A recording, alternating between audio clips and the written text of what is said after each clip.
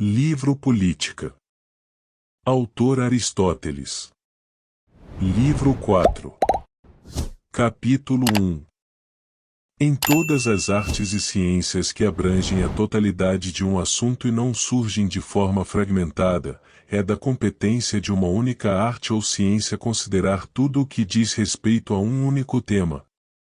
Por exemplo, a arte da ginástica considera não apenas a adequação de diferentes modos de treinamento para corpos diferentes, mas qual é o tipo absolutamente o melhor, pois o melhor absoluto deve adequar-se ao que é naturalmente melhor e mais bem provido dos meios de vida, e também qual forma comum de treinamento é adaptada à grande maioria dos homens. E se um homem não deseja o melhor hábito corporal ou a maior habilidade em ginástica, que poderiam ser alcançados por ele, ainda assim o treinador ou o professor de ginástica deveria ser capaz de transmitir qualquer grau inferior de ambos. O mesmo princípio se aplica igualmente à medicina, à construção naval, à confecção de roupas e às artes em geral. Daí é óbvio que também o governo é objeto de uma única ciência, que deve considerar qual governo é o melhor e de que tipo ele deve ser para estar mais de acordo com nossas aspirações, se não houvesse impedimento externo, e também que tipo de governo é adaptado a estados particulares. Pois o melhor muitas vezes é inatingível e, portanto, o verdadeiro legislador e estadista deve estar familiarizado, não apenas com o que é melhor em abstrato, mas também com o que é melhor relativo às circunstâncias. Deveríamos ainda ser capazes de dizer como um Estado pode ser constituído sob quaisquer condições dadas, tanto como ele é formado originalmente quanto, uma vez formado, como pode ser preservado por mais tempo, o Estado suposto estando tão longe de ter a melhor Constituição que não é fornecido nem com as condições necessárias para o melhor, tampouco é o melhor sob as circunstâncias, mas de um tipo inferior. Ele também deve conhecer a forma de governo que melhor se adapta aos Estados em geral, pois escritores políticos, embora tenham excelentes ideias, frequentemente são impraticáveis. Devemos considerar não apenas qual forma de governo é a melhor, mas também o que é possível e o que é facilmente alcançável por todos. Há alguns que só aceitariam a mais perfeita, para isso são necessárias muitas vantagens naturais. Outros, por outro lado, falam de uma forma mais alcançável e, embora rejeitem a Constituição sob a qual vivem, exaltam alguma em particular, como a lacedemonia. Qualquer mudança de governo que precise ser introduzida deve ser aquela que os homens, partindo de suas constituições existentes, estarão dispostos e aptos a adotar, já que há tanto trabalho na reforma de uma Constituição antiga quanto no estabelecimento de uma nova, assim como desaprender é tão difícil quanto aprender. E, portanto, além das qualificações do estadista já mencionadas, ele deve ser capaz de encontrar remédios para os defeitos das constituições existentes, como já foi dito antes. Isso ele não pode fazer a menos que saiba quantas formas de governo existem. Muitas vezes se supõe que há apenas um tipo de democracia e um de oligarquia. Mas isso é um engano, e, para evitar tais enganos, devemos verificar quais são as diferenças nas constituições dos estados e de quantas maneiras elas são combinadas. A mesma percepção política permitirá a um homem saber quais leis são as melhores e quais são adequadas às diferentes constituições, pois as leis são, e devem ser, relativas à Constituição, e não a Constituição às leis. Uma Constituição é a organização de cargos em um Estado, e determina qual será o órgão governante e qual é o fim de cada comunidade. Mas as leis não devem ser confundidas com os princípios da Constituição, são as regras segundo as quais os magistrados devem administrar o Estado e proceder contra os infratores. Portanto, devemos conhecer as variedades e o número de variedades de cada forma de governo, se apenas com o objetivo de fazer leis. pois as mesmas leis não podem ser igualmente adequadas a todas as oligarquias ou a todas as democracias, já que certamente há mais de uma forma tanto de democracia quanto de oligarquia. Capítulo 2. Na nossa discussão original sobre governos, dividimos eles em 3 formas verdadeiras: o governo monárquico, a aristocracia e o governo constitucional, e 3 pervertidas correspondentes: a tirania, a oligarquia e a democracia. Sobre o governo monárquico e a aristocracia, já falamos, pois a investigação sobre o Estado perfeito é a mesma coisa que a discussão das 2 formas assim nomeadas, já que ambas implicam um princípio de virtude provida de meios externos. Já determinamos em que a aristocracia e o governo monárquico diferem um do outro, e quando este último deveria ser estabelecido. No que segue, temos que descrever o chamado governo constitucional, que carrega o nome comum de todas as constituições, e as outras formas: tirania, oligarquia e democracia. É óbvio qual das 3 perversões é a pior, e qual é a próxima em maldade. Aquela que é a perversão do primeiro e mais divino é necessariamente a pior. E assim como um governo monárquico, se não for apenas um nome, deve existir em virtude de alguma grande superioridade pessoal no rei, então a tirania, que é o pior dos governos, está necessariamente mais distante de uma forma bem constituída. A oligarquia é pouco melhor, pois está longe da aristocracia, e a democracia é a mais tolerável das 3. Um escritor que me antecedeu já fez essas distinções, mas seu ponto de vista não é o mesmo que o meu. Pois ele estabelece o princípio de que quando todas as constituições são boas, a oligarquia e o resto sendo virtuosos, a democracia é a pior, mas a melhor quando todas são ruins. Enquanto isso, nós mantemos que elas são, em qualquer caso, defeituosas, e que uma oligarquia não deve ser considerada melhor do que outra, mas apenas menos ruim.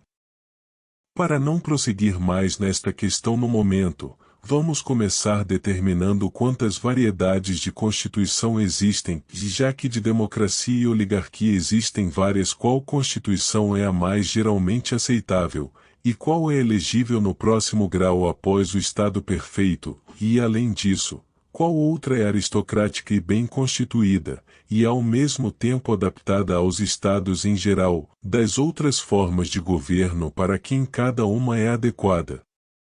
Pois a democracia pode atender às necessidades de alguns melhor do que a oligarquia, e vice-versa. Em seguida, temos que considerar de que maneira um homem deve proceder se deseja estabelecer alguma entre essas várias formas, seja de democracia ou de oligarquia, e por último, depois de discutir brevemente esses assuntos da melhor maneira possível, vamos nos esforçar para determinar os modos de ruína e preservação tanto das constituições em geral quanto de cada uma separadamente, e a que causas elas devem ser atribuídas. Capítulo 3.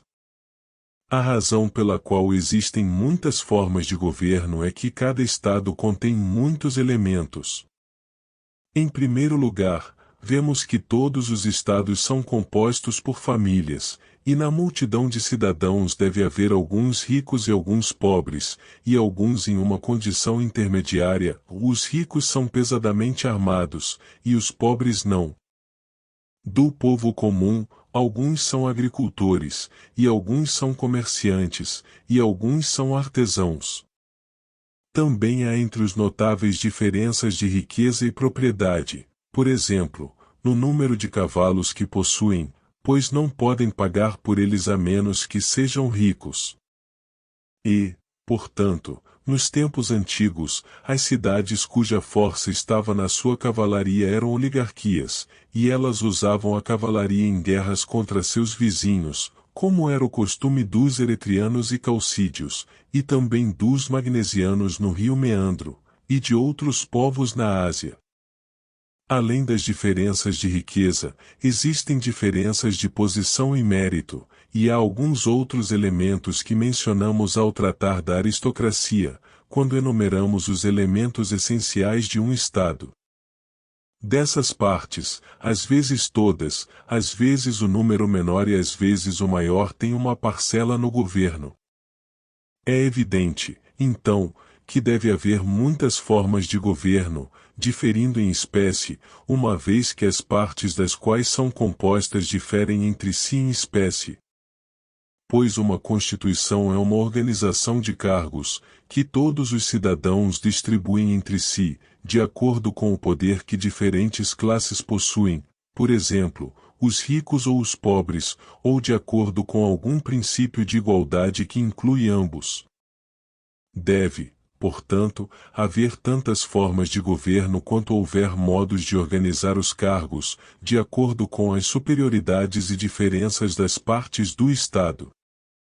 Geralmente, pensa-se que existem duas formas principais, assim como se diz dos ventos que existem apenas dois, norte e sul, e que o resto deles são apenas variações destes, então dos governos disse que existem apenas duas formas, democracia e oligarquia. Pois a aristocracia é considerada uma espécie de oligarquia, como sendo o governo de poucos, e o chamado governo constitucional é realmente uma democracia, assim como entre os ventos fazemos do oeste uma variação do vento norte, e o leste do vento sul. Da mesma forma, sobre os modos musicais, disse que existem dois tipos, o dórico e o frígio, os outros arranjos da escala são compreendidos sob um ou outro destes dois. Sobre formas de governo, esta é uma noção muito favorita.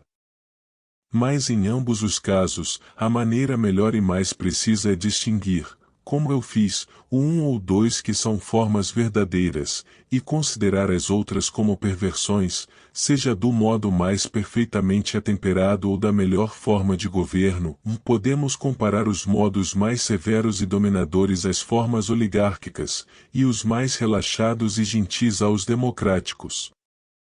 Capítulo 4. Não se deve presumir, como alguns gostam de dizer, que democracia é simplesmente aquela forma de governo em que a maioria é soberana, pois em oligarquias, e de fato em todo governo, a maioria governa, ou nem tampouco é oligarquia aquela forma de governo em que poucos são soberanos. Suponha-se que toda a população de uma cidade seja de 1.300, e que desses 1.000 são ricos, e não permitem que os restantes 300, que são pobres, mais livres, e em outros aspectos seus iguais, tenham uma parcela no governo, ninguém dirá que isso é uma democracia. Da mesma forma, se os pobres fossem poucos e os senhores dos ricos, que os superam em número, ninguém chamaria tal governo, no qual a maioria rica não tem parte no cargo, de oligarquia. Portanto, deveríamos dizer antes que democracia é a forma de governo em que os livres são governantes, e oligarquia na qual os ricos são, é apenas um acidente que os livres sejam muitos e os ricos sejam poucos. Caso contrário, um governo no qual os cargos fossem dados de acordo com a estatura, como dizem ser o caso na Etiópia, ou de acordo com a beleza, seria uma oligarquia, pois o número de homens altos ou bonitos é pequeno. E ainda assim, oligarquia e democracia não são suficientemente distintas apenas por essas duas características de riqueza e liberdade. Ambas contêm muitos outros elementos, e, portanto, devemos levar nossa análise adiante e dizer que o governo não é uma democracia na qual os homens livres, sendo poucos em número, governam sobre os muitos que não são livres, como em Apolônia, no Golfo de Ionian, e em Tera, pois em cada um desses estados, os nobres, que também foram os primeiros colonizadores, eram os mais honorados, embora fossem poucos em relação aos muitos. Não é uma democracia também quando os ricos têm o governo porque excedem em número, como foi o caso antigamente em Colofão, onde a maioria dos habitantes possuía grande propriedade antes da Guerra Lídia. Mas a forma de governo é uma democracia quando os livres, que também são pobres e a maioria, governam, e uma oligarquia quando os ricos e os nobres governam, sendo ao mesmo tempo poucos em número. Já disse que existem muitas formas de governo e expliquei a que se deve essa variedade. Por que há mais do que as já mencionadas, e quais são elas, e de onde surgem, agora passarei a considerar, partindo do princípio já admitido, que é o de que todo Estado consiste, não em uma, mas em muitas partes. Se fossemos falar das diferentes espécies de animais, primeiro determinaríamos os órgãos indispensáveis a todo animal, como por exemplo alguns órgãos dos sentidos e os instrumentos para receber e digerir alimentos, como a boca e o estômago, além de órgãos de locomoção. Supondo agora que existem apenas tantos tipos de órgãos, mas que pode haver diferenças entre eles, quero dizer diferentes tipos de bocas, estômagos e órgãos perceptivos e locomotores, as combinações possíveis dessas diferenças fornecerão necessariamente muitas variedades de animais. Pois animais não podem ser os mesmos que têm diferentes tipos de bocas ou de ouvidos. E quando todas as combinações forem esgotadas, haverá tantos tipos de animais quantas forem as combinações dos órgãos necessários.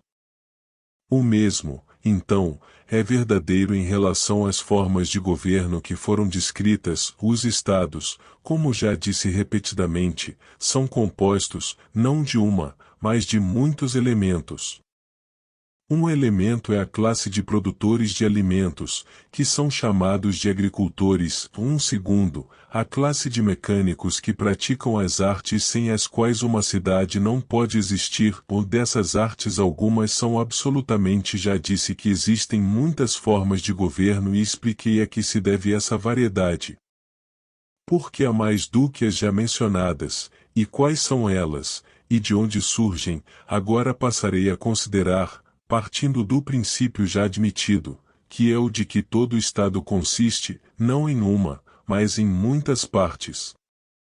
Se fossemos falar das diferentes espécies de animais, primeiro determinaríamos os órgãos indispensáveis a todo animal, como por exemplo alguns órgãos dos sentidos e os instrumentos para receber e digerir alimentos, como a boca e o estômago, além de órgãos de locomoção. Supondo agora que existem apenas tantos tipos de órgãos, mas que pode haver diferenças entre eles, quero dizer diferentes tipos de bocas, estômagos e órgãos perceptivos e locomotores, as combinações possíveis dessas diferenças fornecerão necessariamente muitas variedades de animais. Pois animais não podem ser os mesmos que têm diferentes tipos de bocas ou de ouvidos. E quando todas as combinações forem esgotadas, haverá tantos tipos de animais quantas forem as combinações dos órgãos necessários. O mesmo, então, é verdadeiro em relação às formas de governo que foram descritas. Os estados, como já disse repetidamente, são compostos, não de uma, mas de muitos elementos. Um elemento é a classe de produtores de alimentos, que são chamados de agricultores. Segundo, a classe de mecânicos que praticam as artes sem as quais uma cidade não pode existir. Dessas artes algumas são absolutamente necessárias, outras contribuem para o luxo ou para a graça da vida. A terceira classe é a dos comerciantes, e por comerciantes entendo aqueles que se dedicam à compra e venda, seja no comércio ou no varejo. Uma quarta classe é a dos servos ou trabalhadores. Os guerreiros compõem a quinta classe, e são tão necessários quanto qualquer uma das outras, se o país não quiser ser escravo de qualquer invasor. Pois como um Estado que tem algum título para o nome pode ser de natureza servil? O Estado é independente e autossuficiente, mas um escravo é o oposto de independente. Daí vemos que esse assunto, embora engenhosamente, não foi tratado satisfatoriamente na República. Sócrates diz que um Estado é composto por 4 tipos de pessoas absolutamente necessárias, estes são um tecelão, um agricultor, um sapateiro e um construtor, ou depois, ao perceber que não são suficientes, ele acrescenta um ferreiro e, novamente, um pastor, para cuidar dos animais necessários, então um comerciante, e depois um varejista. Todos juntos formam um complemento do primeiro estado, como se um estado fosse estabelecido apenas para fornecer as necessidades da vida, em vez de pelo bem, ou tivesse igualmente necessidade de sapateiros e agricultores. Mas ele não admite no Estado uma classe militar até que o país tenha aumentado de tamanho e esteja começando a invadir a terra do vizinho, quando então vão à guerra. No entanto, mesmo entre seus 4 cidadãos originais, ou qualquer que seja o número dos que ele associa no Estado, deve haver alguém que dispense justiça e determine o que é justo. E assim como a alma pode ser considerada mais verdadeiramente parte de um animal do que o corpo, então as partes mais altas dos estados, ou seja, a classe guerreira, a classe envolvida na administração da justiça e aquela envolvida na deliberação, que é o negócio especial do senso comum político, essas são mais essenciais para o Estado do que as partes que servem às necessidades da vida. Se suas várias funções são as funções de diferentes cidadãos ou do mesmo, pois muitas vezes pode acontecer que as mesmas pessoas sejam guerreiras e agricultoras, é irrelevante para o argumento. Os elementos mais altos, assim como os mais baixos, devem ser considerados igualmente partes do Estado, e se assim for, o elemento militar pelo menos deve ser incluído. Existem também os ricos que servem ao Estado com sua propriedade, e estes formam a 7ª classe. A 8ª classe é a dos magistrados e dos oficiais, pois o Estado não pode existir sem governantes. E, portanto, alguns devem ser capazes de assumir cargos e de servir ao Estado, seja sempre oportuno. Só resta a classe daqueles que deliberam e que julgam entre os litigantes, nós estávamos agora distinguindo-os.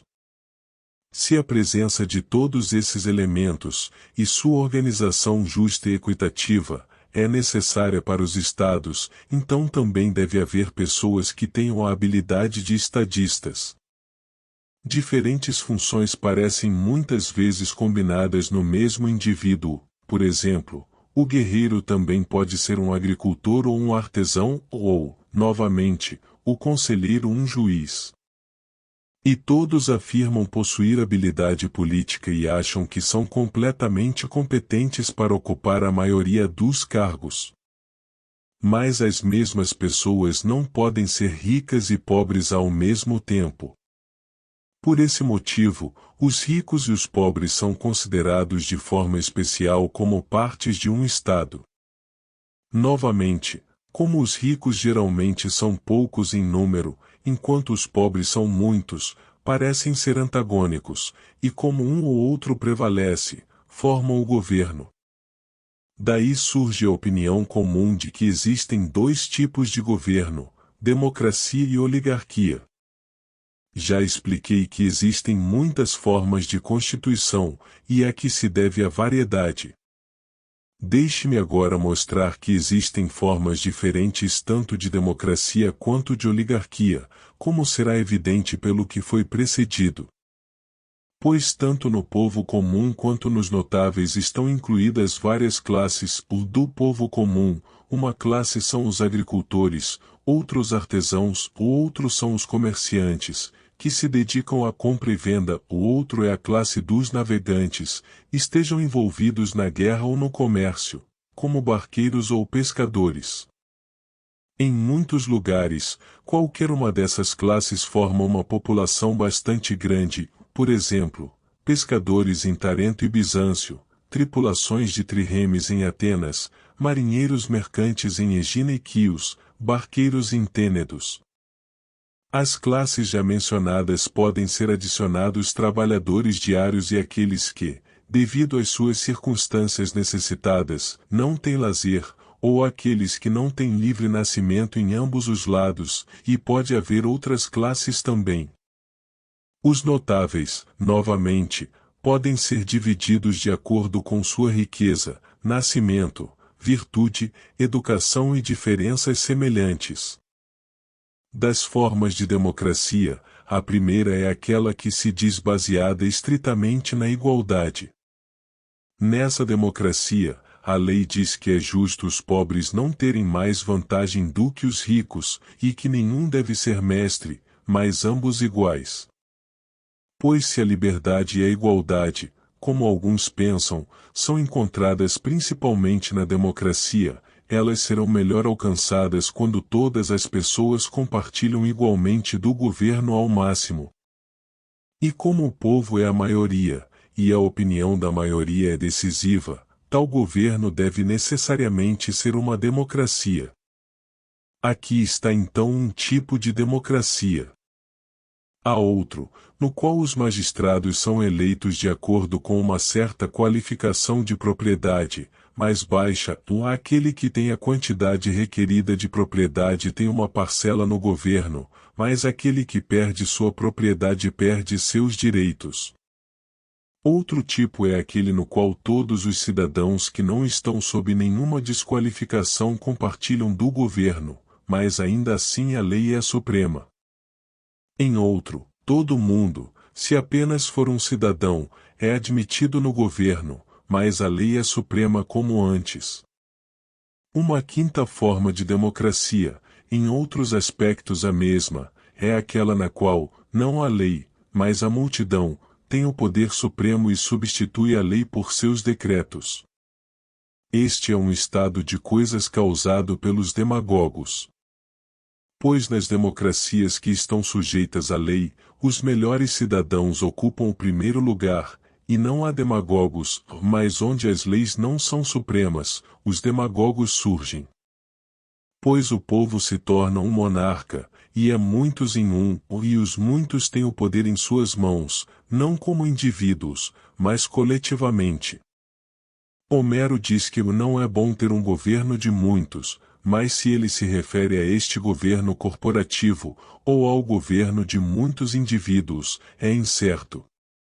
Em todo caso, esse tipo de democracia, que agora é um monarca, e não mais sob o controle da lei, busca exercer domínio monárquico e se torna um déspota, o adulador é honrado, esse tipo de democracia sendo em relação a outras democracias o que a tirania é para outras formas de monarquia.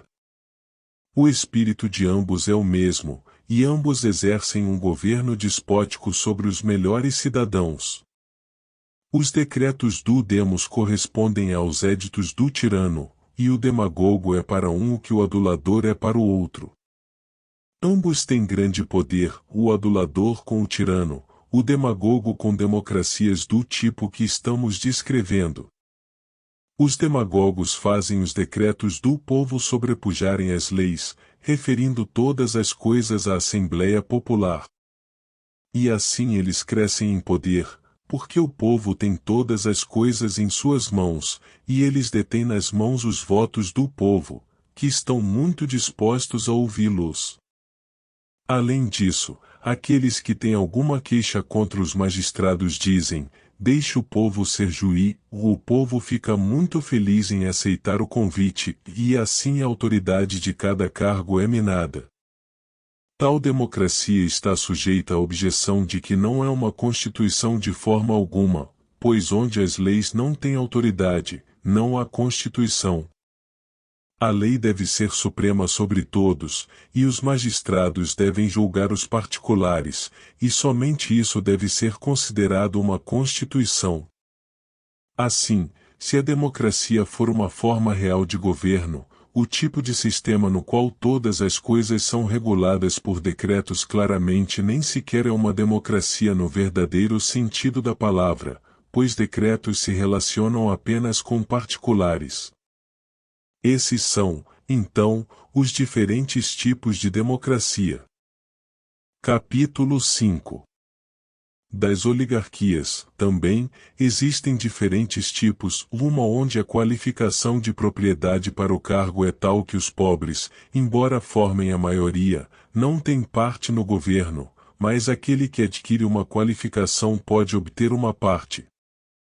Outro tipo é quando há uma qualificação para o cargo, mais alta, e as vagas no corpo governante são preenchidas por cooptação. Se a eleição é feita entre todas as pessoas qualificadas, uma constituição desse tipo inclina-se para uma aristocracia, ou, se entre uma classe privilegiada, para uma oligarquia. Outro tipo de oligarquia é quando o filho sucede ao pai. Há uma quarta forma, também hereditária, na qual os magistrados são supremos e não a lei. Entre as oligarquias, isso é o que a tirania é entre as monarquias, e a última forma mencionada de democracia entre as democracias, e na verdade esse tipo de oligarquia recebe o nome de uma dinastia, ou governo de famílias poderosas. Esses são os diferentes tipos de oligarquias e democracias. No entanto, deve-se lembrar que em muitos estados a Constituição que é estabelecida por lei, embora não seja democrática, devido à educação e aos hábitos do povo, pode ser administrada democraticamente, e vice-versa. Em outros estados, a Constituição estabelecida pode tender à democracia, mas pode ser administrada em espírito oligárquico. Isso acontece mais frequentemente após uma revolução, pois os governos não mudam de uma vez. Inicialmente, o partido dominante está satisfeito em avançar um pouco sobre seus oponentes. As leis que existiam anteriormente continuam em vigor, mas os autores da revolução têm o poder em suas mãos. Capítulo 6. Do que foi dito até agora, podemos inferir com segurança que existem muitos tipos diferentes de democracias e oligarquias. Pois é evidente que ou todas as classes mencionadas devem compartilhar do governo, ou apenas algumas e não outras. Quando a classe dos agricultores e daqueles que possuem fortunas moderadas detém o poder supremo, o governo é administrado de acordo com a lei. Pois os cidadãos, sendo compelidos a viver pelo seu trabalho, não têm lazer, e assim eles estabelecem a autoridade da lei e participam das assembleias apenas quando necessário. Todos obtêm uma parte no governo quando adquirem a qualificação estabelecida pela lei. A exclusão absoluta de qualquer classe seria um passo em direção à oligarquia, portanto, todos que adquiriram a qualificação de propriedade são admitidos a uma parte na Constituição. Mas o lazer não pode ser providenciado para eles a menos que haja receitas para sustentá-los. Este é um tipo de democracia, e estas são as causas que a geram. Outro tipo é baseado na distinção que naturalmente vem em seguida, neste. Qualquer um cujo nascimento não seja objeto de objeção é elegível, mas na realidade participa do governo apenas se puder encontrar lazer. Portanto, em tal democracia o poder supremo é investido nas leis, porque o Estado não tem meios de pagar aos cidadãos. Um terceiro tipo é quando todos os homens livres têm o direito de compartilhar do governo, mas na realidade não o fazem, por causa da razão que já foi dada, e de modo que nesta forma novamente a lei deve governar. Um quarto tipo de democracia é aquele que surge mais tarde na história dos estados. Em nossos dias, quando as cidades ultrapassaram em muito seu tamanho original e suas receitas aumentaram, todos os cidadãos têm um lugar no governo, através da grande predominância da multidão, e todos, incluindo os pobres que recebem salário, e portanto têm lazer para exercer seus direitos, compartilham da administração. De fato, quando são pagos, o povo comum tem mais lazer, pois não são impedidos pela preocupação com sua propriedade, o que muitas vezes amarra os ricos, que são assim impedidos de participar da Assembleia ou dos tribunais, e assim o Estado é governado pelos pobres, que são maioria, e não pelas leis. Tantos tipos de democracias existem, e eles surgem dessas causas necessárias. Das oligarquias, uma forma é aquela em que a maioria dos cidadãos possui alguma propriedade, mas não muita, e esta é a primeira forma, que permite a qualquer um que obtenha a quantidade necessária o direito de compartilhar do governo. Os que compartilham do governo sendo um corpo numeroso, segue-se que a lei deve governar, e não os indivíduos. Pois na medida em que estão mais afastados de uma forma de governo monárquica, e em relação à propriedade não possuem tanto a ponto de poderem viver sem se ocupar dos negócios, nem tampouco a ponto de necessitarem do apoio do Estado, eles devem admitir a regra da lei e não reivindicar governar a si mesmos.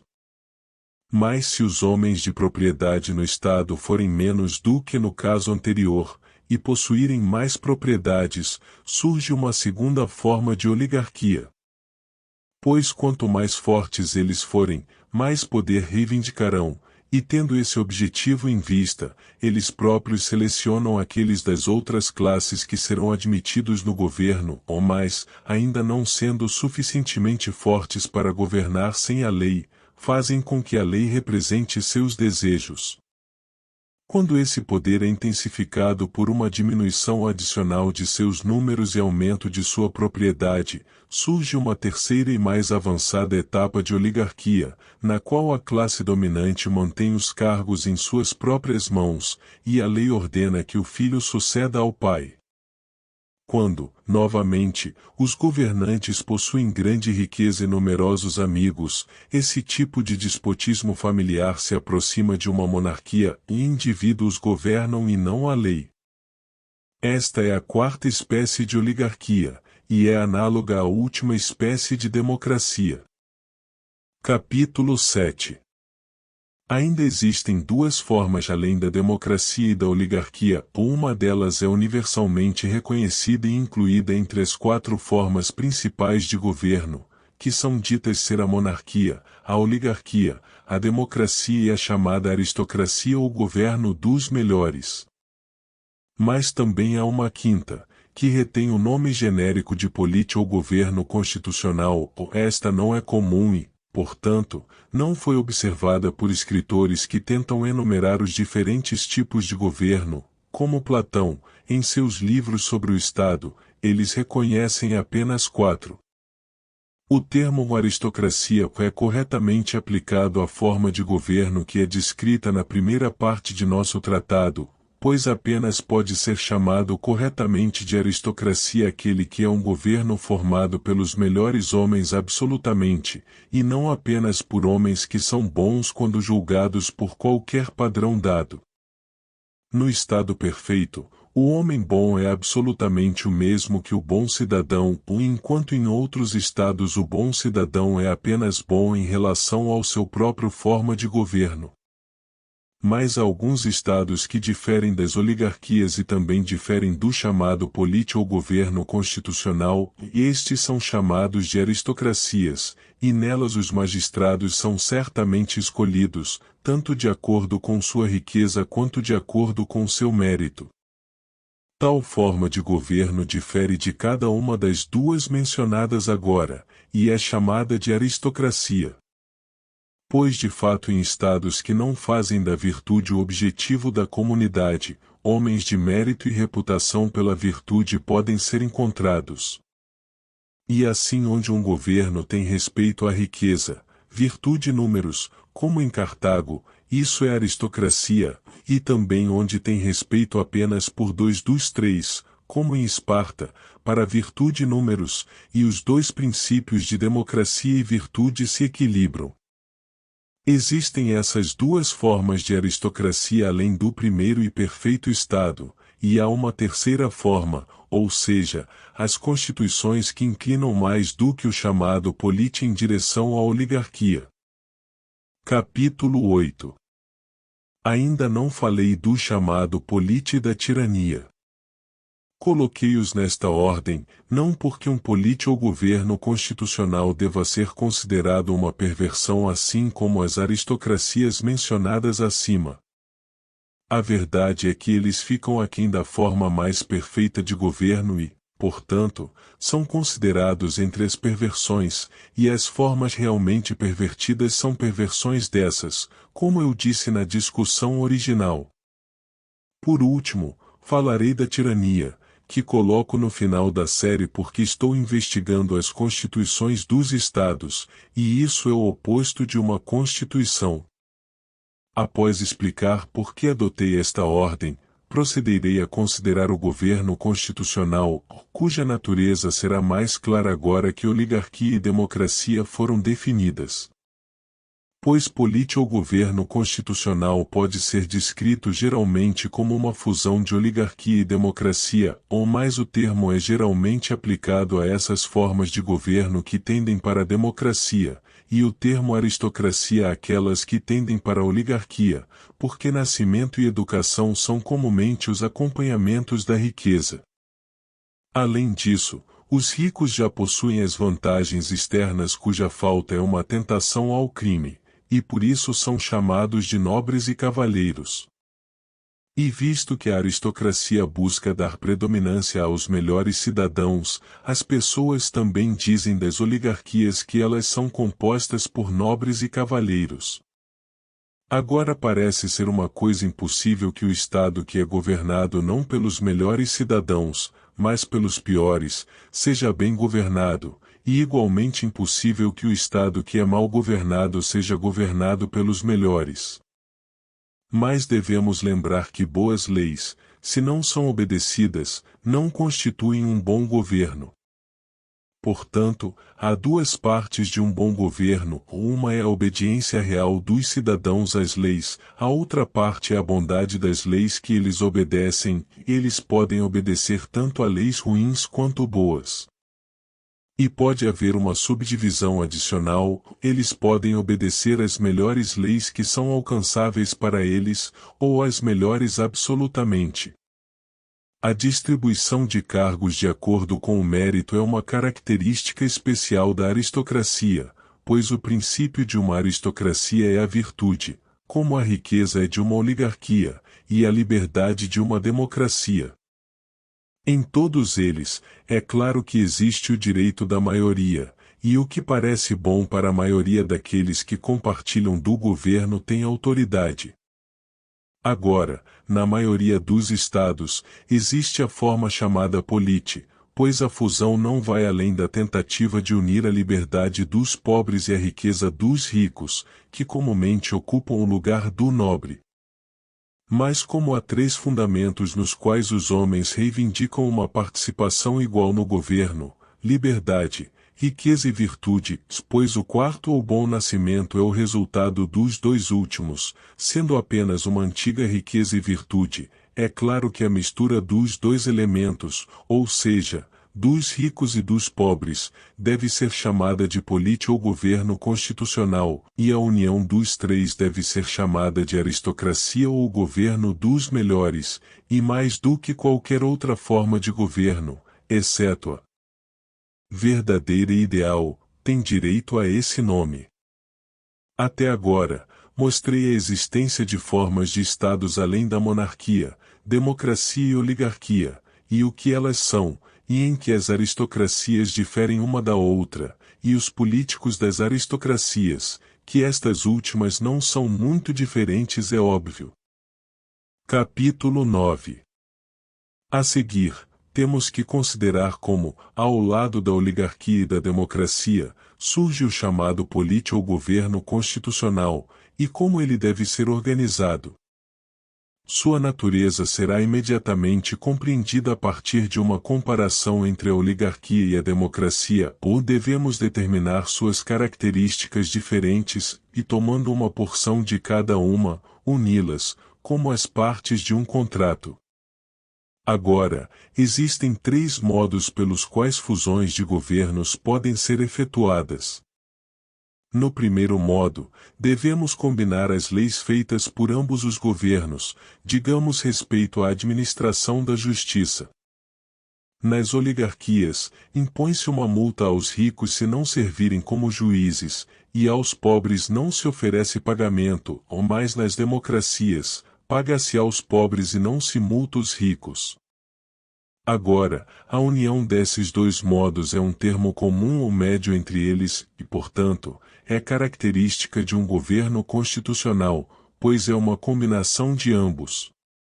Este é um modo de unir os dois elementos.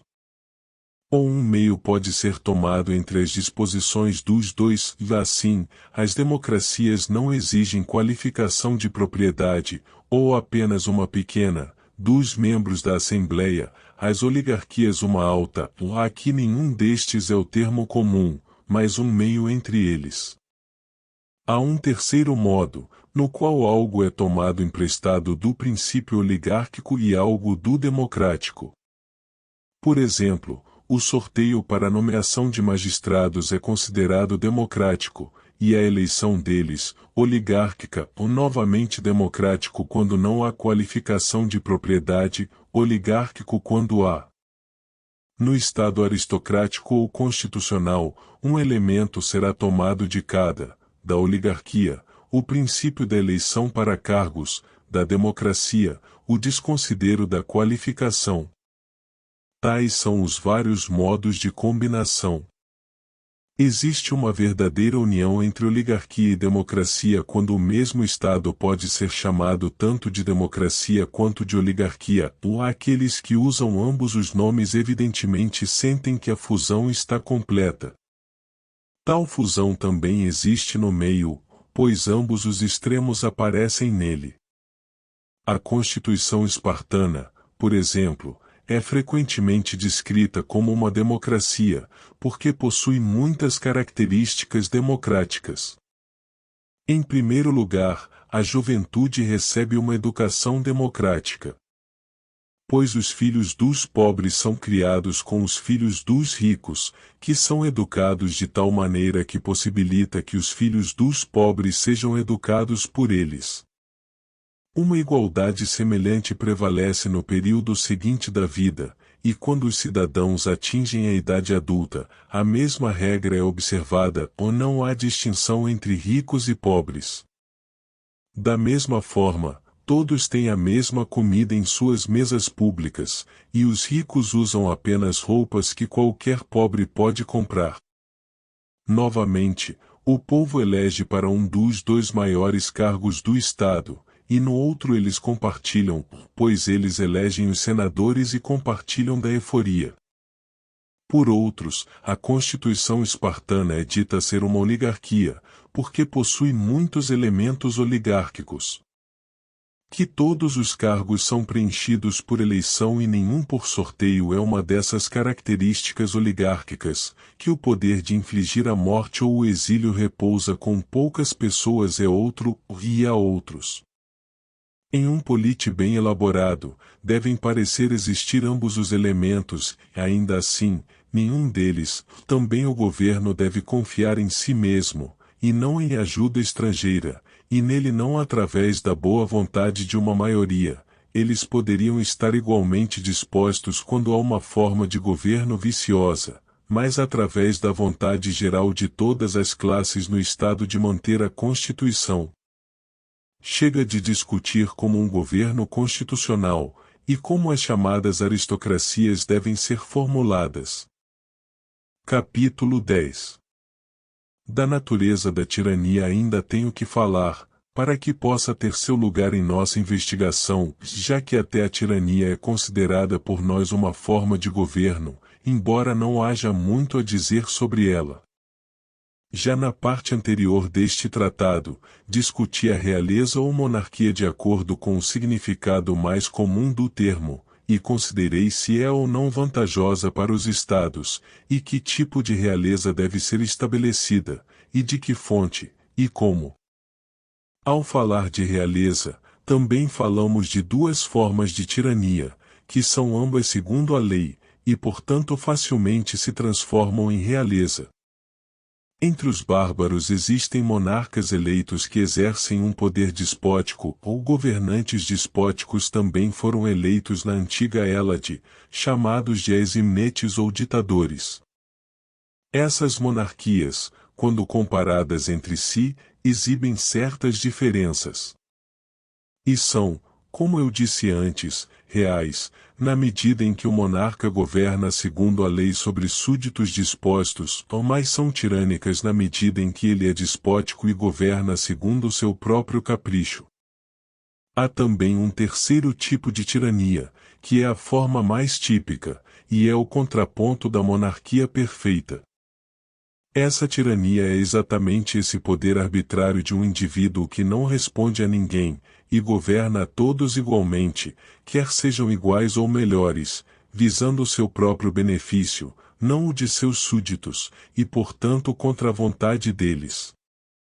Nenhum homem livre, se puder escapar dela, tolerará um governo desses.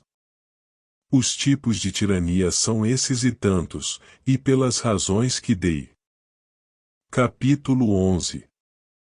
Agora temos que investigar qual é a melhor constituição para a maioria dos estados, e a melhor vida para a maioria dos homens, sem pressupor um padrão de virtude acima das pessoas comuns, nem uma educação excepcionalmente favorecida pela natureza e circunstâncias, nem ainda um estado ideal que seja apenas uma aspiração, mas tendo em vista a vida na qual a maioria pode participar, e a forma de governo que os estados em geral podem alcançar.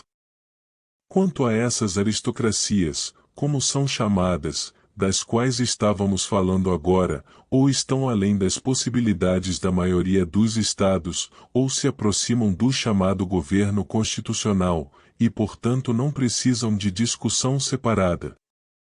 E na verdade a conclusão a que chegamos sobre todas essas formas repousa sobre os mesmos fundamentos.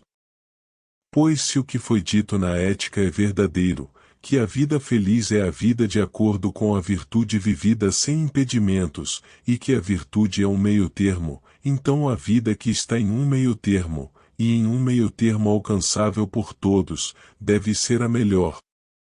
E os mesmos princípios de virtude e vício são característicos de cidades e de constituições, pois a constituição é, em figura, a vida da cidade. Em todos os estados há três elementos: uma classe é muito rica, outra muito pobre e uma terceira em um meio-termo. É admitido que a moderação e o meio-termo são melhores, e portanto será claramente melhor possuir os dons da fortuna com moderação, pois nesse estado de vida os homens estão mais prontos para seguir o princípio racional. Mas aquele que se destaca muito em beleza, força, nascimento ou riqueza, ou por outro lado, quem é muito pobre, muito fraco ou muito desonrado, encontra difícil seguir o princípio racional desses dois: um tipo se torna criminoso, violento e grande, os outros se tornam trapaceiros e patifes. E dois tipos de delitos correspondem a eles, um cometido por violência, o outro por malandragem. Além disso, a classe média é a menos propensa a recuar do governo, ou a ser excessivamente ambiciosa por ele, ambos são prejuízos para o Estado. Novamente, aqueles que têm demais dos bens da fortuna, força, riqueza, amigos e coisas assim, nem estão dispostos nem são capazes de se submeter à autoridade. O mal começa em casa, pois quando são crianças, devido ao luxo em que são criados, nunca aprendem, mesmo na escola, o hábito de obediência. Por outro lado, os muito pobres, que estão no extremo oposto, são demasiadamente degradados. Assim, uma classe não pode obedecer e só pode governar despoticamente, a outra não sabe como comandar e deve ser governada como escravos. Assim surge uma cidade, não de homens livres, mas de mestres e escravos, um desprezando, o outro invejando, e nada pode ser mais fatal para a amizade e a boa convivência nos estados do que isso, pois a boa convivência brota da amizade. Quando os homens estão em inimizade uns com os outros, preferem nem mesmo compartilhar o mesmo caminho. Mas uma cidade deve ser composta, na medida do possível, de iguais e semelhantes, e estes são geralmente as classes médias. Portanto, a cidade composta por cidadãos de classe média é necessariamente a melhor constituída em relação aos elementos dos quais dizemos que o tecido do Estado naturalmente consiste. E esta é a classe de cidadãos que é mais segura em um Estado, pois eles não, como os pobres, cobiçam os bens de seus vizinhos, nem outros cobiçam os deles, como os pobres cobiçam os bens dos ricos, e como eles não conspiram contra os outros, nem são conspirados contra, eles passam pela vida em segurança. Sabiamente então Fossilides orou, muitas coisas são melhores no meio, ou desejo ser de uma condição intermediária em minha cidade. Assim é manifesto que a melhor comunidade política é formada por cidadãos da classe média, e que aqueles estados têm probabilidade de ser bem administrados nos quais a classe média é grande, e mais forte se possível do que ambas as outras classes, ou pelo menos do que cada uma separadamente, pois a adição da classe média equilibra a balança e impede que qualquer dos extremos seja dominante. Grande, então, é a boa fortuna de um Estado no qual os cidadãos têm uma propriedade moderada e suficiente, pois onde alguns possuem muito, e outros nada, pode surgir uma democracia extrema, ou uma oligarquia pura, ou uma tirania pode surgir de qualquer extremo, seja de uma democracia desenfreada, ou de uma oligarquia, mas não é tão provável surgir das constituições intermediárias e as que se assemelham a elas. Explicarei o motivo disso posteriormente, quando falar das revoluções dos Estados.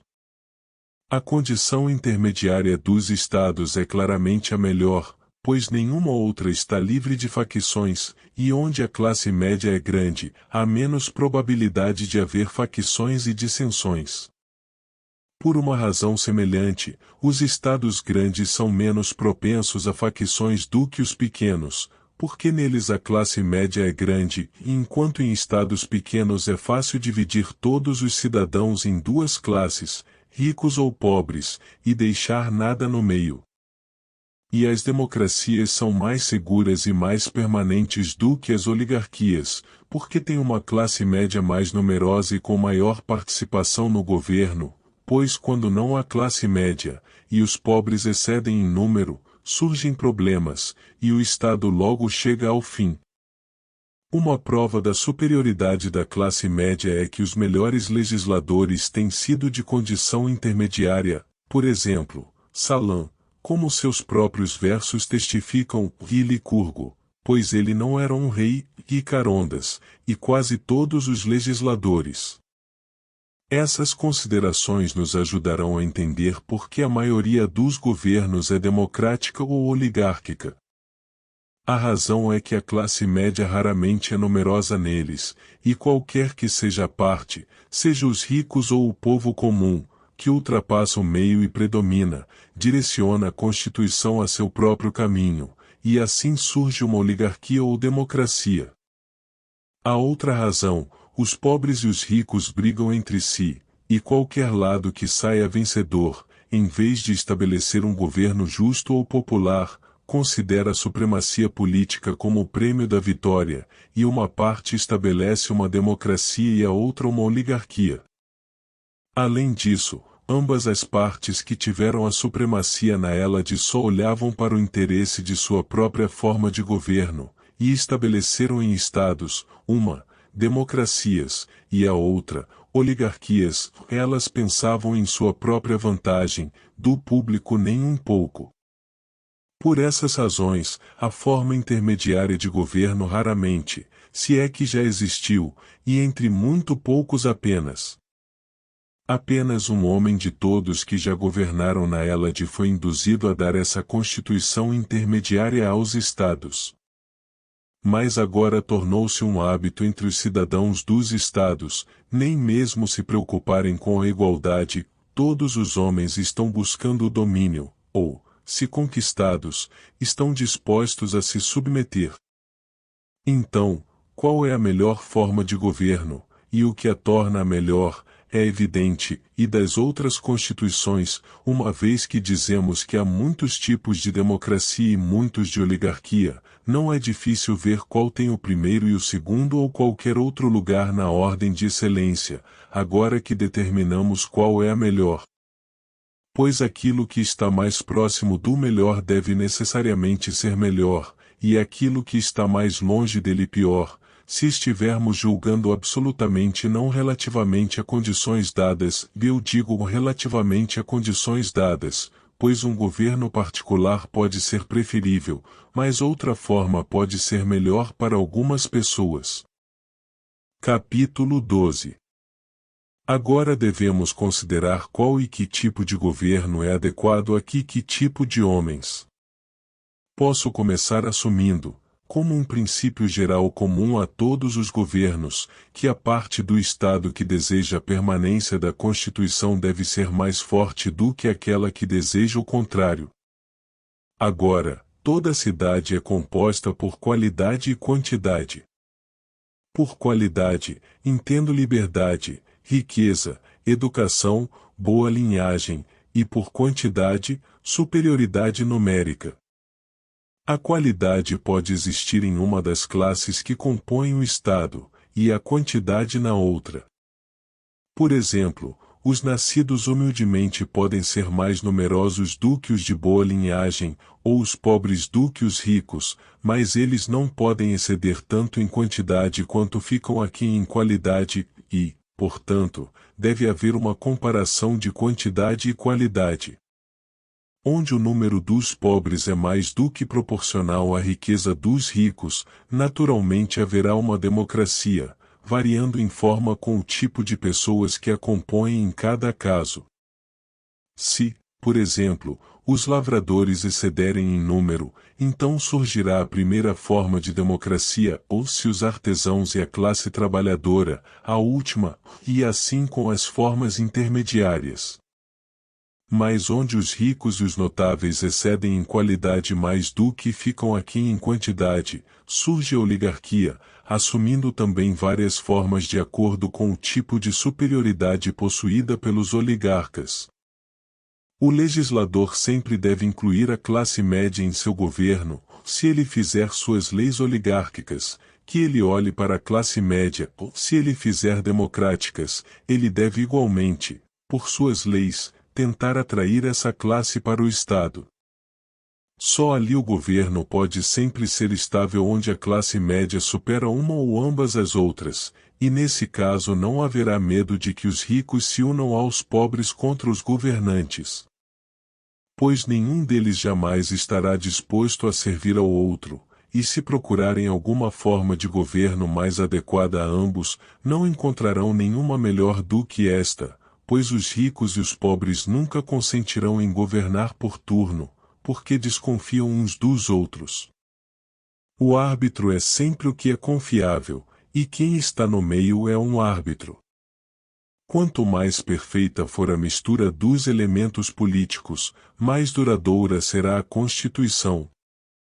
Muitos até mesmo dos que desejam formar governos aristocráticos cometem um erro, não apenas dando muito poder aos ricos, mas tentando enganar o povo. Chega um momento em que de um bem falso surge um mal verdadeiro, já que os avanços dos ricos são mais destrutivos para a Constituição do que os do povo. Capítulo 13.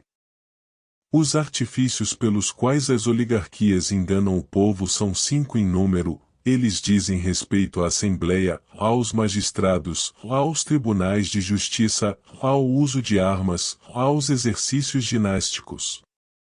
As assembleias são abertas a todos, mas apenas os ricos são multados por não comparecerem, ou uma multa muito maior é imposta a eles.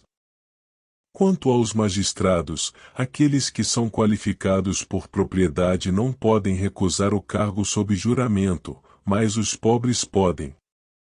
Nos tribunais de justiça, apenas os ricos são multados se não servirem, os pobres são absolvidos impunemente, ou, como nas leis de Carondas, uma multa maior é imposta aos ricos, e uma menor aos pobres. Em alguns estados, todos os cidadãos que se registraram são autorizados a comparecer à Assembleia e a julgar causas, mas se, após o registro, eles não comparecem nem na Assembleia nem nos tribunais, pesadas multas são impostas a eles. A intenção é que, com medo das multas, evitem se registrar, e então não possam se sentar nos tribunais de justiça ou na Assembleia. Quanto à posse de armas e aos exercícios ginásticos, legisla-se de maneira semelhante. Pois os pobres não são obrigados a ter armas, mas os ricos são multados por não tê-las, e da mesma forma, nenhuma penalidade é imposta aos pobres por não comparecerem ao ginásio, e consequentemente, não tendo nada a temer, eles não comparecem, enquanto os ricos estão sujeitos a multa e, portanto, cuidam de comparecer. Estes são os artifícios dos legisladores oligárquicos, e nas democracias eles têm artifícios contrários. Eles pagam aos pobres para comparecerem às assembleias e aos tribunais de justiça, e não impõem nenhuma penalidade aos ricos por não comparecerem. É óbvio que aquele que deseja misturar adequadamente os dois princípios deve combinar a prática de ambos e providenciar que os pobres sejam pagos para comparecerem, e os ricos multados se não comparecerem, pois assim todos participarão. Se não houver tal combinação, o poder estará nas mãos de apenas uma parte. O governo deve ser confiado àqueles que portam armas. Quanto à qualificação de propriedade, não pode ser estabelecida uma regra absoluta, mas devemos ver qual é a qualificação mais alta suficientemente abrangente para garantir que o número daqueles que têm os direitos de cidadãos exceda o número dos excluídos. Mesmo que eles não tenham parte no cargo, os pobres, desde que não sejam ultrajados ou privados de sua propriedade, ficarão tranquilos o suficiente. Mas garantir um tratamento gentil aos pobres não é uma tarefa fácil, pois uma classe dominante nem sempre é humana. E em tempos de guerra, os pobres tendem a hesitar a menos que sejam alimentados. Quando alimentados, eles estão mais do que dispostos a lutar. Em alguns estados, o governo é confiado não apenas aos que estão realmente servindo, mas também aos que serviram. Entre os malianos, por exemplo, o corpo governante consistia destes últimos, enquanto os magistrados eram escolhidos entre aqueles realmente em serviço. E o primeiro governo que existiu entre os helênicos, após a derrubada do poder real, surgiu da classe guerreira e foi originalmente tirado dos cavaleiros, pois a força e a superioridade em guerra naquela época dependiam da cavalaria, e de fato, sem disciplina, a infantaria é inútil. E nos tempos antigos não havia conhecimento militar ou táticas, e portanto, a força dos exércitos residia em sua cavalaria. Mas quando as cidades cresceram e os pesadamente armados se fortaleceram, mais tiveram uma parcela no governo, e é por isso que os estados que chamamos de governos constitucionais têm sido até agora chamados de democracias. As constituições antigas, como era de se esperar, eram oligárquicas e reais, por sua população sendo pequena, não tinham uma classe média considerável, o povo era fraco em números e organização, e portanto, estavam mais satisfeitos em serem governados.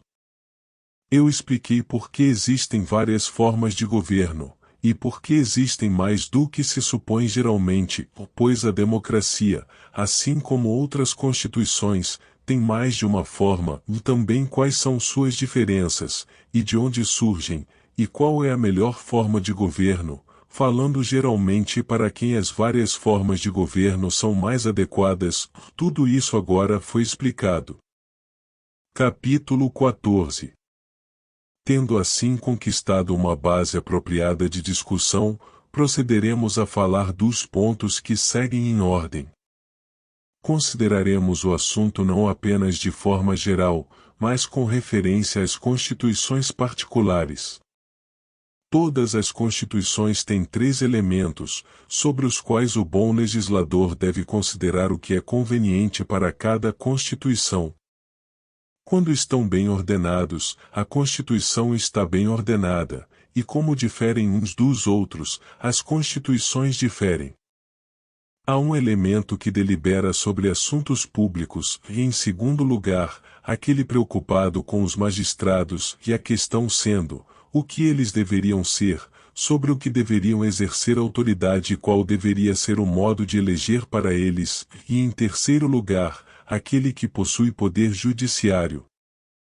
O elemento deliberativo tem autoridade em questões de guerra e paz, na celebração e quebra de alianças, ele promulga leis, inflige pena de morte, exílio, confiscação, elege magistrados e audita suas contas. Esses poderes devem ser atribuídos ou a todos os cidadãos ou a alguns deles, por exemplo, a uma ou mais magistraturas, ou diferentes causas a diferentes magistraturas, ou alguns a todos, e outros apenas a alguns. Que todas as coisas devem ser decididas por todos é característico da democracia, e este é o tipo de igualdade que o povo deseja. Mas há várias maneiras pelas quais todos podem compartilhar do governo, eles podem deliberar, não todos em um só corpo, mas por turnos, como na Constituição de Telécles, o Milesiano.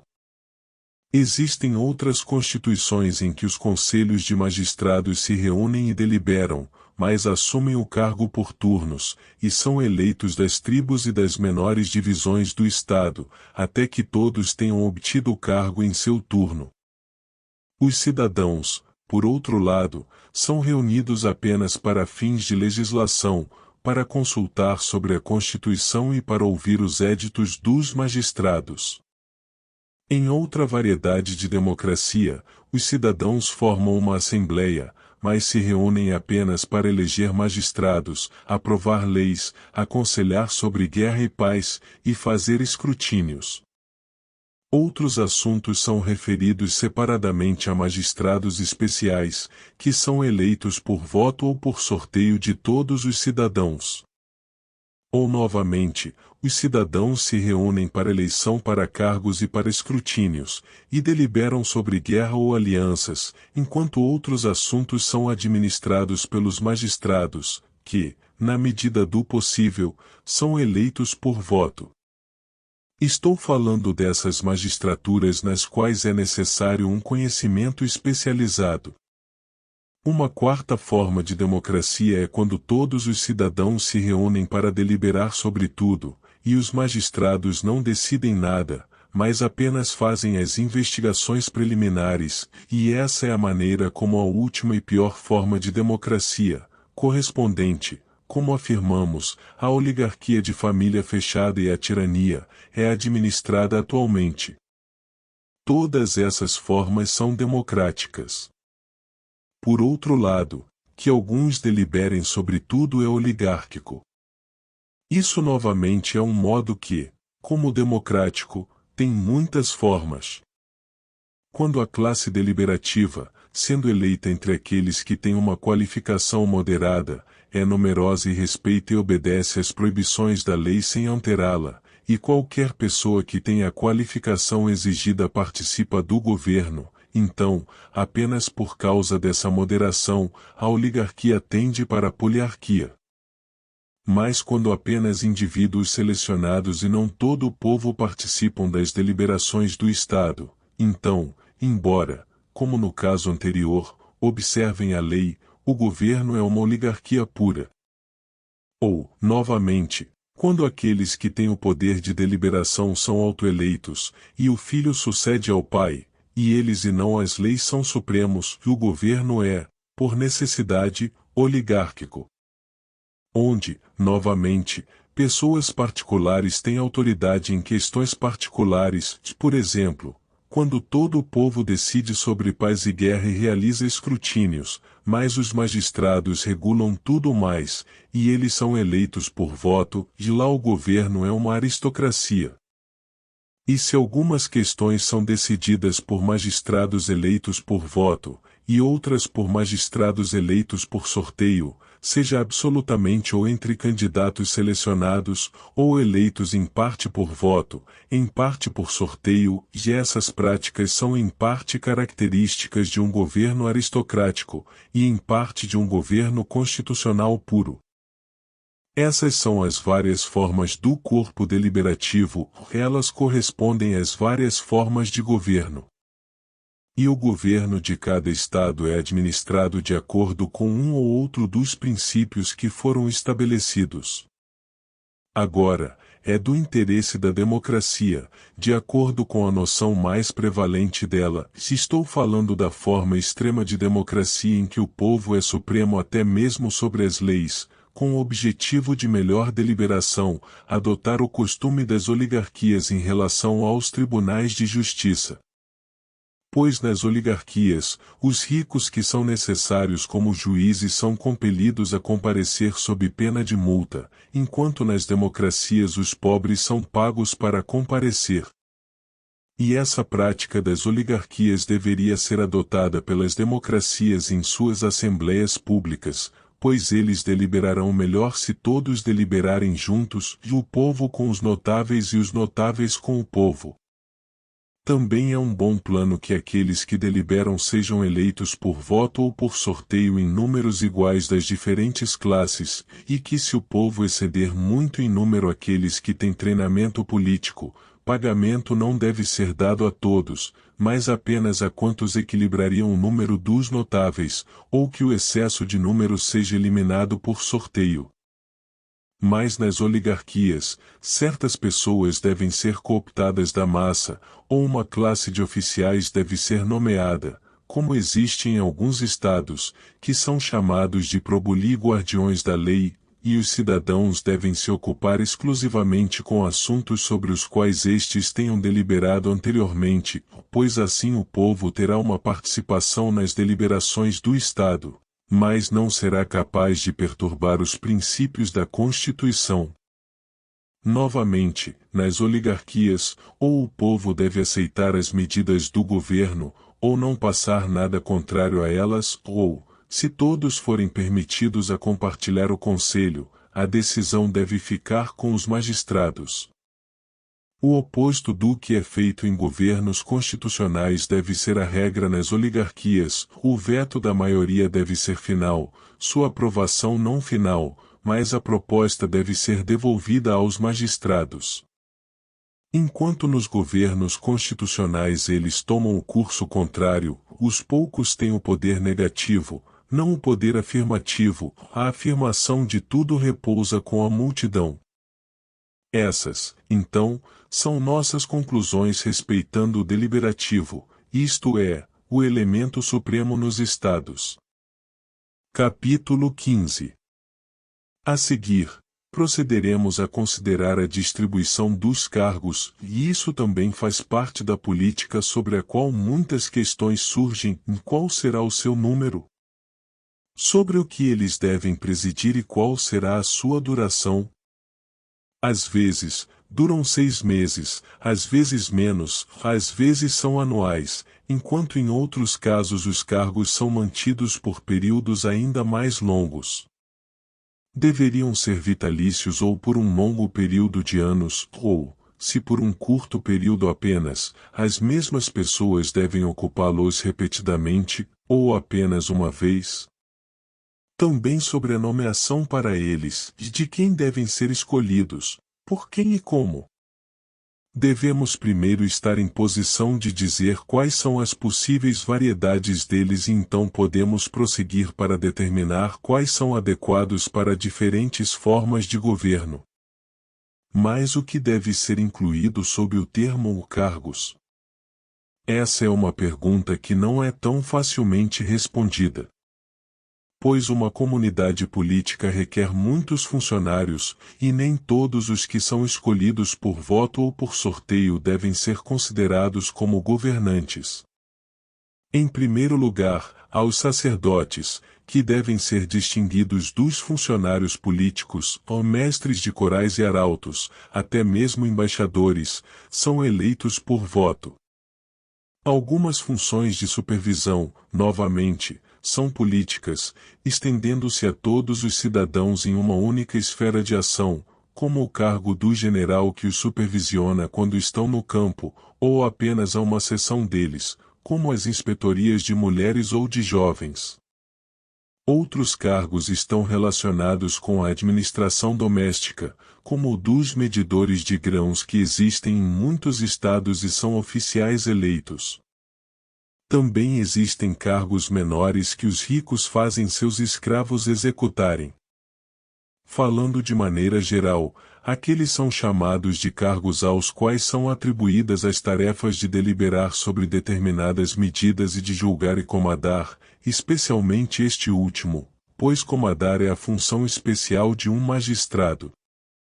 Mas a questão não é de importância na prática, ou ninguém jamais trouxe para o tribunal o significado da palavra, embora esses problemas tenham um interesse especulativo. Que tipos de cargos, e quantos, são necessários para a existência de um Estado, e quais, se não necessários, ainda contribuem para o seu bem-estar são considerações muito mais importantes, afetando todas as constituições, mas especialmente os pequenos Estados. Pois em grandes Estados é possível, e de fato necessário, que cada cargo tenha uma função especial, ou onde os cidadãos são numerosos, muitos podem ocupar cargos. E assim acontece que alguns cargos um homem ocupa uma segunda vez apenas após um longo intervalo, e outros ele ocupa apenas uma vez, e certamente todo o trabalho é melhor realizado quando recebe a atenção exclusiva, e não dividida, do trabalhador.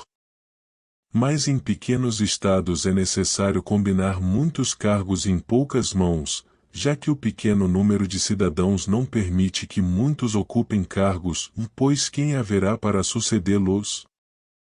E ainda assim, os pequenos estados às vezes requerem os mesmos cargos e leis que os grandes, a diferença é que uns os querem frequentemente, os outros apenas após longos intervalos. Portanto, não há motivo para que o cuidado de muitos cargos não possa ser imposto à mesma pessoa, pois eles não interferirão uns com os outros. Quando a população é pequena, os cargos devem ser como os espetos que também servem para segurar uma lâmpada. Devemos primeiro determinar quantos magistrados são necessários em cada estado, e também quantos não são exatamente necessários, mas são, no entanto, úteis, e então não haverá dificuldade em ver quais cargos podem ser combinados em um só. Também devemos saber sobre quais assuntos vários tribunais locais terão jurisdição e em qual autoridade deve ser centralizada. Por exemplo, uma pessoa deve manter a ordem no mercado e outra em outro lugar, ou a mesma pessoa deve ser responsável em todos os lugares. Novamente, os cargos devem ser divididos de acordo com os assuntos com os quais lidam, ou de acordo com as pessoas com quem lidam, quero dizer, uma pessoa deve cuidar da boa ordem em geral, ou uma deve cuidar dos meninos, outra das mulheres, e assim por diante. Além disso, sob diferentes constituições, os magistrados devem ser iguais ou diferentes. Por exemplo, na democracia, oligarquia, aristocracia, monarquia, deve haver os mesmos magistrados, embora sejam eleitos, não de classes de cidadãos iguais ou semelhantes, mas de maneira diferente sob diferentes constituições. Em aristocracias, por exemplo, eles são escolhidos entre os educados, em oligarquias entre os ricos, e em democracias entre os livres. Ou há certas diferenças nos cargos que respondem a eles também, e o mesmo pode ser adequado para alguns, mas diferentes cargos para outros. Pois em alguns estados pode ser conveniente que o mesmo cargo tenha um escopo mais amplo, em outros estados um escopo mais estreito. Cargos especiais são peculiares a certas formas de governo, por exemplo, o de probuli, que não é um cargo democrático, embora uma bule ou conselho seja. Deve haver um corpo de homens cujo dever é preparar medidas para o povo para que não se desviem de seus negócios, quando estes são poucos em número, o Estado inclina-se para uma oligarquia, ou melhor, os probuli devem sempre ser poucos, e são portanto um elemento oligárquico. Mas quando ambas as instituições existem em um Estado, os probuli são um controle sobre o Conselho, pois o Conselho é um elemento democrático, mas os probuli são oligárquicos. Mesmo o poder do Conselho desaparece quando a democracia assume aquela forma extrema em que o povo eles mesmos estão sempre se encontrando e deliberando sobre tudo. Isso acontece quando os membros da Assembleia recebem pagamento abundante, pois eles não têm nada para fazer e estão sempre realizando assembleias e decidindo tudo por si mesmos. Um magistrado que controla os meninos ou as mulheres, ou qualquer cargo semelhante, é adequado a uma aristocracia em vez de a uma democracia, pois como os magistrados podem impedir que as esposas dos pobres saiam de casa? Também não é um cargo oligárquico, pois as esposas dos oligarcas são muito finas para serem controladas. Ou os magistrados são escolhidos entre todos ou entre alguns que se destacam seja por uma qualificação de propriedade, ou por nascimento, ou mérito, ou por algum motivo especial, como em Megara, onde somente aqueles elegíveis eram os que tinham retornado do exílio e lutado juntos contra a democracia. Eles podem ser nomeados seja sa, ou por voto ou b, ou por sorteio. Novamente, essas várias variedades podem ser combinadas, quero dizer que, se, alguns funcionários podem ser eleitos por alguns, outros por todos, e alguns novamente por alguns, e outros por todos, e, se, alguns por voto e outros por sorteio. Cada variedade desses termos admite 4 modos.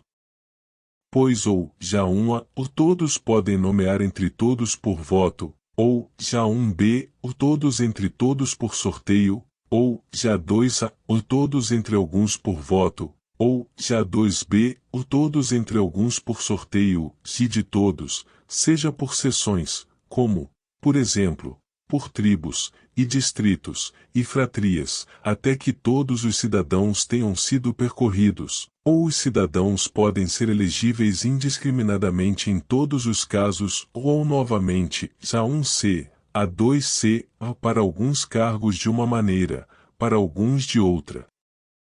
Novamente, se é apenas alguns que nomeiam, eles podem fazê-lo seja b1a, ou de todos por voto, ou b1b, ou de todos por sorteio, ou b2a, ou de alguns por voto, ou b2b, ou de alguns por sorteio, ou para alguns cargos de uma maneira, para outros de outra, ou seja, b1c, ou de todos, para alguns cargos por voto, para outros por sorteio, e b2c, ou de alguns, para alguns cargos por voto, para outros por sorteio. Assim, os modos que surgem, exceto 2c, 3, dos 3 acoplamentos, somam 12. Destes sistemas, 2 são populares, que todos devem nomear entre todos, já 1a, ou por voto ou já 1b, ou por sorteio, ou já 1c, ou por ambos. Que todos não devem nomear de uma vez, mas devem nomear de todos ou de alguns seja por sorteio ou por voto ou por ambos, ou nomear para alguns cargos de todos e para outros de alguns, por ambos ou significando para alguns cargos por sorteio, para outros por voto, é característico de uma Constituição. E, b1c, que alguns devem nomear de todos, para alguns cargos por voto, para outros por sorteio, também é característico de uma Constituição, mas mais oligárquico do que o método anterior. E, já 3a, b, c, b3a, b, c, o nomear de ambos, para alguns cargos de todos, para outros de alguns, é característico de uma Constituição com uma inclinação para a aristocracia. Que b2 ou alguns devem nomear de alguns é oligárquico, e até b2b, que alguns devem nomear de alguns por sorteio, e se isso não ocorrer na prática, não deixa de ter caráter oligárquico, ou B2C, que alguns devem nomear de alguns por ambos. B1A, que alguns devem nomear de todos, e A2A, que todos devem nomear de alguns, por voto, é aristocrático. Estes são os diferentes modos de constituir magistrados, e estes correspondem a diferentes formas de governo, quais são apropriados para quais, ou como devem ser estabelecidos, será evidente quando determinarmos a natureza de seus poderes.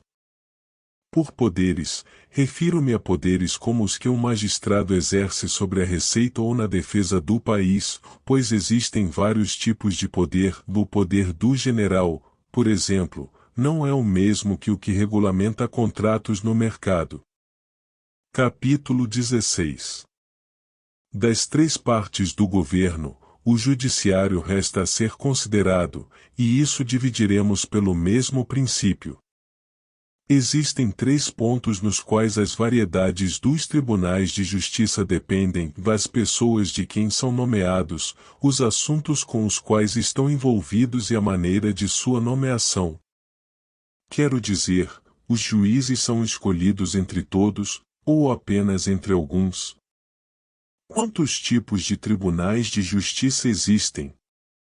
Os juízes são escolhidos por voto ou por sorteio? Primeiro, deixe-me determinar quantos tipos de tribunais de justiça existem.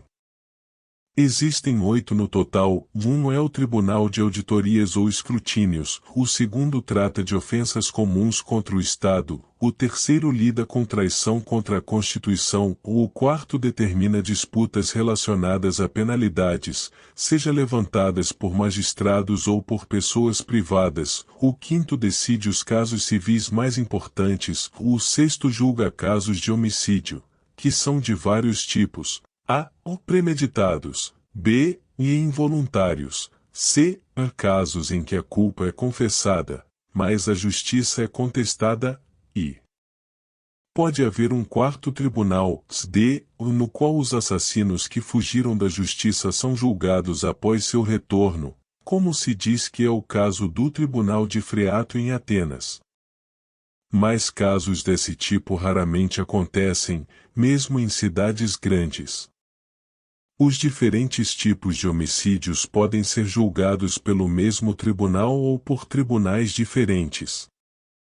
7. Existem tribunais para estrangeiros. Destes, há 2 subdivisões: A. Para a resolução de suas disputas entre si, B. Para a resolução de disputas entre eles e os cidadãos. E além de todos esses deve haver 8 tribunais para pequenas causas sobre somas de 1 dracma até 5 dracmas, ou um pouco mais, que precisam ser determinadas, mas não exigem muitos juízes. Não há mais nada a dizer sobre essas pequenas causas, nem sobre os tribunais de homicídio e para estrangeiros. Prefiro falar dos casos políticos, que, quando mal administrados, criam divisões e distúrbios nas constituições. Agora, se todos os cidadãos julgam, em todos os casos diferentes que distingui, eles podem ser nomeados por voto ou por sorteio, ou às vezes por sorteio e às vezes por voto. Ou quando uma única classe de causas é julgada, os juízes que as decidem podem ser nomeados, alguns por voto e outros por sorteio.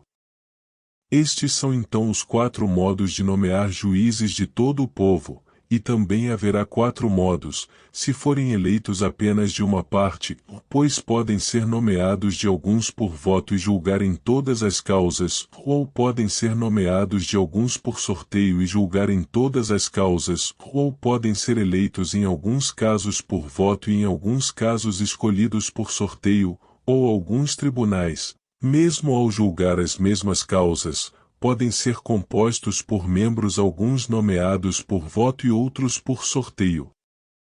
Esses modos, então, como foi dito, correspondem aos mencionados anteriormente. Mais uma vez, os modos de nomeação podem ser combinados, quero dizer, alguns podem ser escolhidos entre todo o povo, outros entre alguns, alguns entre ambos. Por exemplo, o mesmo tribunal pode ser composto por alguns que foram eleitos entre todos, e outros que foram eleitos entre alguns, seja por voto ou por sorteio ou por ambos. Em quantas formas os tribunais de justiça podem ser estabelecidos já foi considerado. A primeira forma, ou seja, aquela em que os juízes são escolhidos entre todos os cidadãos, e em que todos os casos são julgados, é democrática. A segunda, que é composta por apenas alguns que julgam todos os casos, é oligárquica. A terceira, na qual alguns tribunais são escolhidos entre todas as classes, e alguns apenas de certas classes, é aristocrática e constitucional. Parabéns por chegar até o final deste audiolivro. Nós gostaríamos que você compartilhasse o seu saber conosco, escrevendo nos comentários do vídeo sobre os assuntos abordados no livro, para podermos debater ideias, insights e sugestões. Se você gostou do livro, deixe seu like e inscreva-se no nosso canal para não perder nenhum audiolivro. Obrigado por fazer parte da nossa comunidade.